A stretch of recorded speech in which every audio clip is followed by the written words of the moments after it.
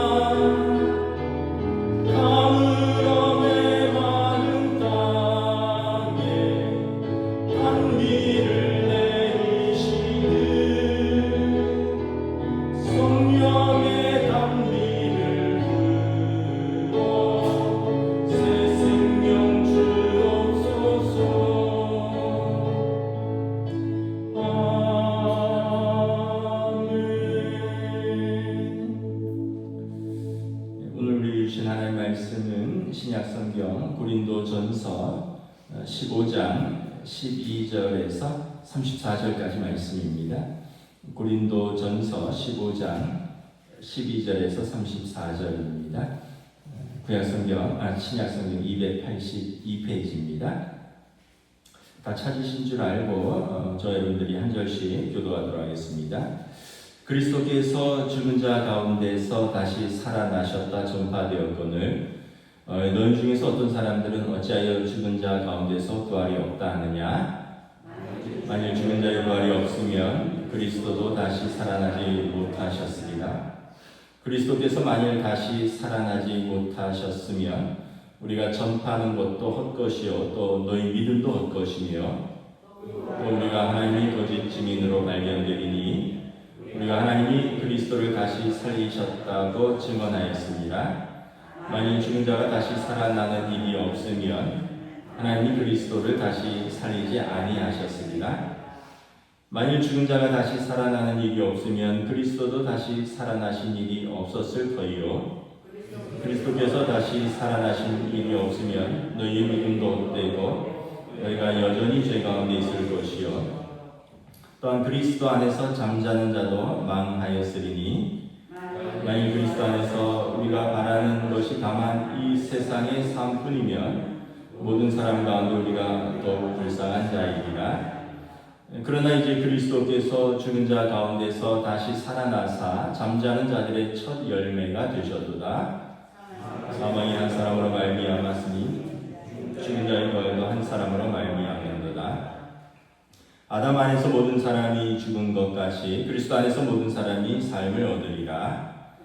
그러나 각각 자기 차례대로 되리니 먼저는 첫 열매인 그리스도요 다음에는 그가 강림하실 때 그리스도에게 속한 자요 그 후에는 마지막이니 그가 모든 통치와 모든 권세와 능력을 멸하시고 나라를 아버지 하나님께 바칠 때라.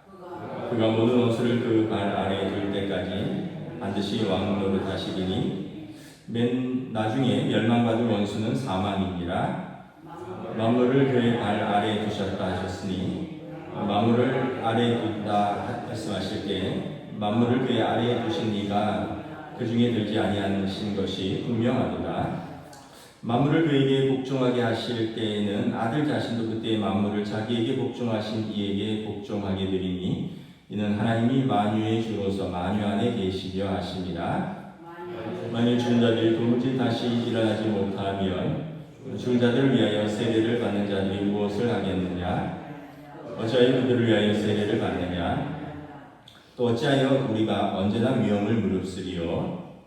형제들아 내가 그리스도 예수 우리 주 안에서 가진 바 너희에 대한 나의 자랑을 두고 단언하노니 나는 날마다 죽노라. 내가 사람의 방법으로 에베소에서 맹수와 더불어 싸웠다면 너희 무슨 유익이 있으리요? 죽은 자가 다시 살아나지 못한다면 내일 죽을 터이니 먹고 마시자 하리라. 속지 말라. 악한 동무들은 선한 행실을 더럽히나니. 함께 읽습니다. 깨어 의를 행하고 죄를 짓지 말라. 하나님을 알지 못하는 자가 있기로 내가 너희를 부끄럽게 하기 위하여 말하리라. 아멘. 할렐루야. 네, 오늘 또 토요일 새벽 기도 오신 우리 성도들을 주님의 이름으로 환영하고 축복합니다. 서로 한번 인사하겠습니다. 한 주간 평안하셨습니까?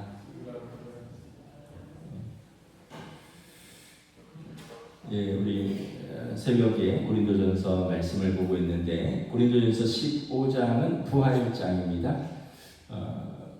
복음의 핵심은 십자가와 부활이죠.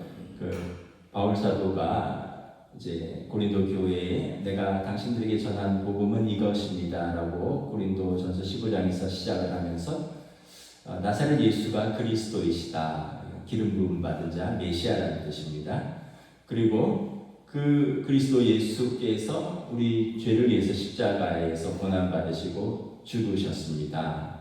그리고 그 예수님이 사흘 만에 부활하셔서 하나님의 아들로 인정되셨습니다. 그리고 바울은 부활하신 예수님을 만나서 나는 평생을 부활의 증인으로 살고 있습니다. 이것을 증언하는 내용입니다. 오늘 이제 부활에 대해서 잠깐 다시 한번 묵상을 한다면 부활이 없다면 이제 어떨까? 부활이 없다면 그러면 14절에 보면 기독교는 거짓말의 종교다라는 거예요.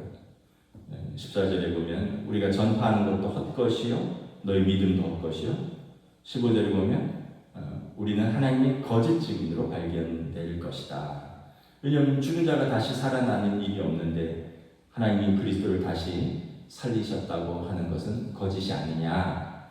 그래서 부활이 없다면 한마디로 기독교의 존재 근거, 믿음의 근거가 없어지는 것이다. 그러니까 부활이 없으면 우리는 믿을 이유가 없다는 것입니다. 우리 19절 한번 공독하도록 하겠습니다. 시작. 만일 그리스도 안에서 우리가 바라는 것이 다만 이 생의 삶뿐이면 모든 사람 가운데 우리가 더욱 불쌍한 자니라. 만약에 이 생의 삶이 전부라면 부활을 믿고 사는 우리가 제일 불쌍한 사람들이라는 거예요. 왜냐하면 이 생의 삶이 전부라면 뭐 육신이 있는 동안에 먹고 마시고 즐겁게 살면 되지, 뭘 영원한 생명을 위해서 오늘 절제하고 또 섬기고 뭐 인내하고 사랑하고 그럴 이유가 어디 있느냐라는 거예요. 이 땅에서 제멋대로 또 한번 살아보지 못하고 그 평생 뭐 참기만 하고 평생 섬기기만 하다가 죽었는데 그게 끝이라면 우리처럼 불쌍한 인생이 어디 있느냐라고 이렇게 역설적으로 이야기하는 거죠. 부활이 있기 때문에 우리가 그렇게 산 이유라는 것입니다. 예수님의 부활이 나랑 어떤 의미가 있고 상관이 있고 또 부활의 순서가 어떻게 되는가, 우리 20절부터 26절은 좀 중요해서 다시 한번 교독하겠습니다. 그러나 이제 그리스도께서 죽은 자 가운데서 다시 살아나사 잠자는 자들의 첫 열매가 되셨도다. 사망이 한 사람으로 말미암았으니 죽은 자의 부활도 한 사람으로 말미암았도다. 아담 안에서 모든 사람이 죽은 것 같이 그리스도 안에서 모든 사람이 삶을 얻으리라. 그러나 각각 자기 차례대로 되리니 먼저는 첫 열매인 그리스도요, 다음은 그가 강림하실 때 그리스도에게 속한 자요, 그 후에는 마지막이니 그가 모든 통치와 모든 권세와 능력을 멸하시고 나라를 아버지 하나님께 바칠 때라. 그가 모든 원수를 그 발 아래 두실 때까지 반드시 왕노릇 하시리니. 함께 있습니다. 맨 나중에 멸망받을 원수는 사망이니라. 그러니까 그리스도의 부활은 어떤 의미냐면 부활의 첫 열매라는 것입니다. 그 첫 열매는 다음 열매가 있다는 것을 전제로 하는 거죠. 뭐 과일 나무가 처음 몇 년간은 과일이 안 열린다 그러잖아요. 그러다가 몇 년이 돼서 성숙하면 과일이 열리는데 그 다음부터는 이제 매년 열리는 거죠. 주렁주렁 열리는 거죠. 마찬가지로 그리스도의 부활이 첫 번째로 있고 그 다음에 순서가 그리스도에게 속한 자들이 이제 부활을 얻는다라는 것입니다. 그래서 아담 안에서 사망이 모든 사람에게 들어왔듯이, 그러니까 아담의 후손인 우리 모두에게 죄의 결과로 사망이 우리 모두에게 들어왔듯이 그리스도를 한 사람을 통하여 그분의 부활하심이 우리 모두에게 들어왔다라는 것입니다. 근데 순서가 있다는 거죠. 차례대로 된다. 23절에 먼저는 첫 열매인 그리스도요, 다음에는 그가 강림하실 때 그리스도에게 속한 자요, 그 후에는 마지막으로 그가 모든 통치와 나라와 권세와 능력을 멸하실 때라. 그 첫 번째는 그리스도께서 먼저 부활하시고 그 다음에 또 데살로니가서에 보면 그리스도에게 속한 자 중에서도 순서가 있습니다. 그리스도 안에서 먼저 잠자는 자들이 일어나고, 그리고 그리스도께서 강림하셨을 때 살아있는 자들은 살아있는 그대로 들림을 받으리라. 그러니까 순서는 첫 번째 그리스도께서 부활하시고, 두 번째는 주님이 메시아로 다시 오실 때 그리스도에 속한 모든 사람들인데 그 사람들 중에 이 먼저 무덤에 있던 자들, 잠자는 자들이 일어나고 그 다음에 살아있는 자들은 거기에 합류할 것이다. 죽지 않고 합류할 것이다. 그 후에 마지막으로 원수 사망을 심판하실 것이다.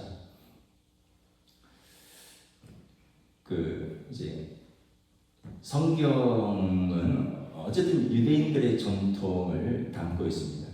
유대인들의 천국과 부활에 대해서 이제 저희가 이제 신학교에서도 배우지만 이제 교회에서는 좀 잘 말씀을 하진 않아요. 왜냐하면 교회에서는 약간 또 오해를 불러올 수도 있고, 또 예전에 천주교에서 종교 개혁을 할 때 이 부분이 좀 문제가 되었기 때문에 잘 언급을 하진 않는데, 어쨌든 이건 이제 유대인들의 그 부활 사상이고, 또 제가 토라 공부에서도 보니까 그런 게 언급되고도 있고, 또 저희가 배웠는데 뭐냐면 여러분 사람이 죽으면 바로 천국 지옥으로 쫙 나누어지는 건 아니에요. 일반적으로 그렇게 표현을 하는데 낙원과 게헨나라고 표현됩니다. 낙원, 아브라함의 품이라고 되어 있죠. 아브라함의 품에서 그리고 의인들은 그 아브라함의 품에서 악인들은 게헨나에서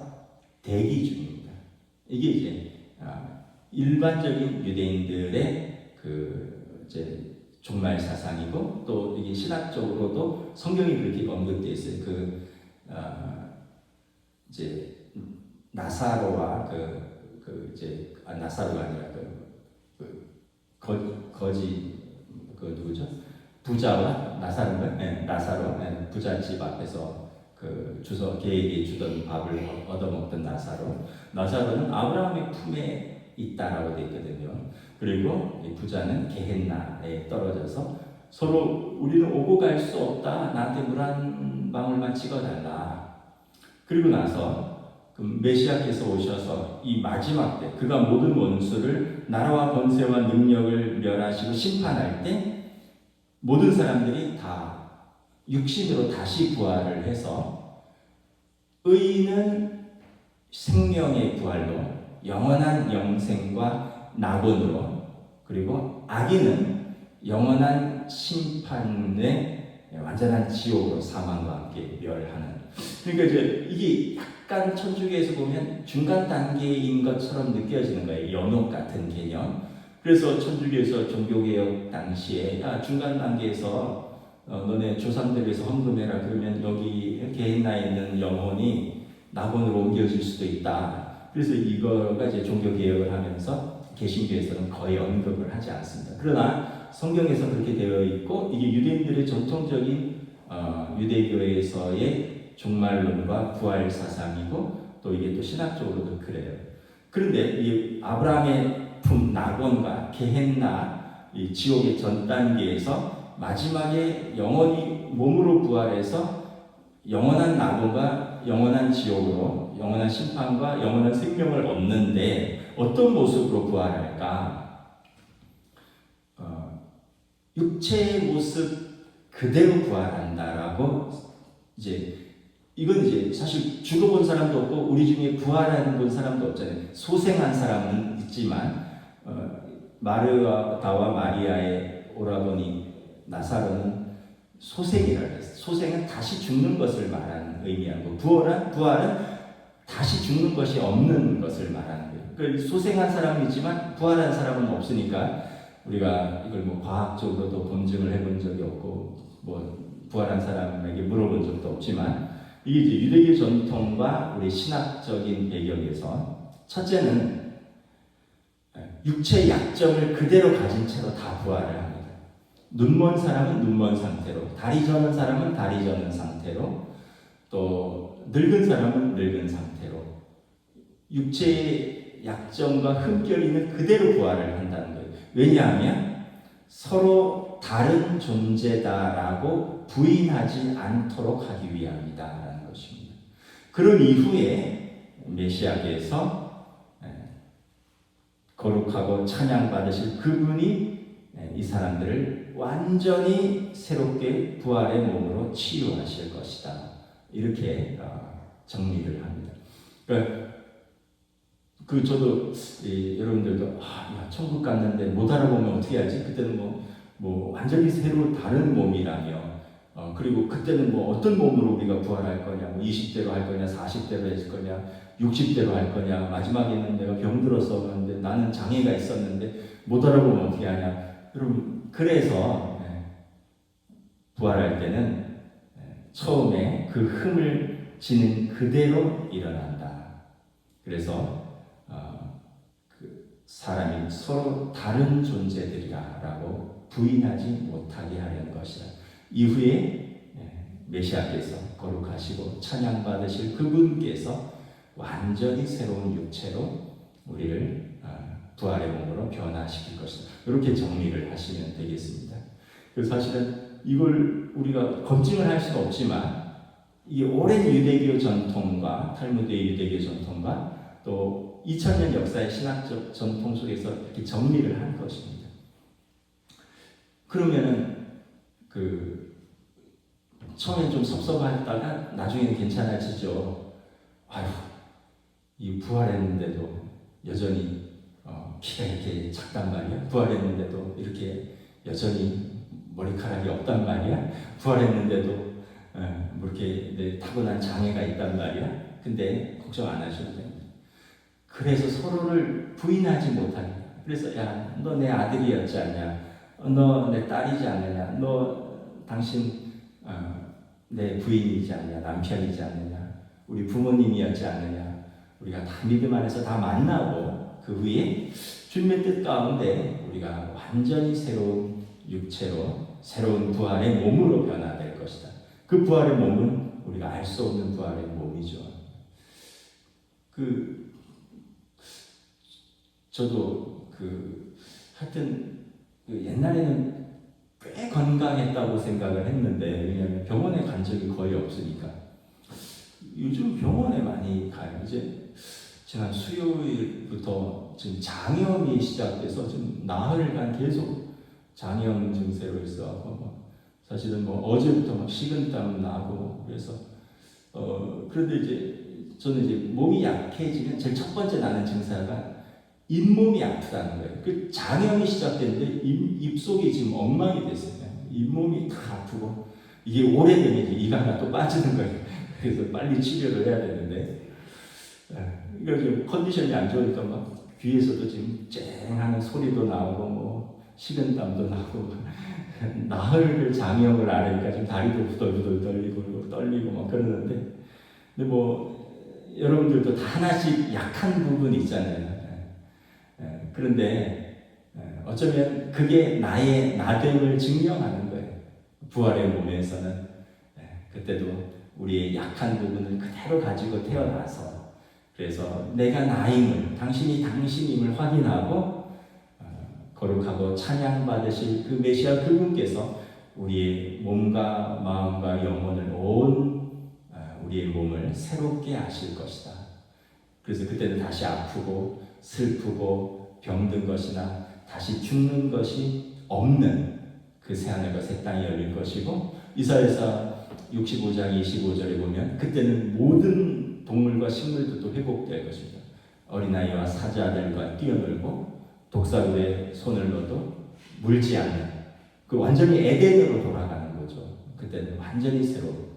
그러나 오늘 25절 26절에 보면 사단, 사망의 모든 원수들은 반드시 멸망받을 그때다 라는 것입니다. 그래서 여러분 부활은 굉장히 중요한 것입니다. 우리 인생의 마지막을 보여주는 것이죠. 성도 인생의 마지막이 싸늘한 무덤이 아니라는 것입니다. 믿는 자의 마지막이 영광의 부활로 하나님 앞에 서는 것이고 더 나아가서 예수님의 부활은 인류의 역사, 미래의 마지막을 보여주는 것입니다. 역사가 어디로 흘러가는지 또 인류 역사의 궁극점은 어디로 가는지 모든 사망이 멸망받고 사망이 심판받는 그날이 반드시 온다라는 것입니다.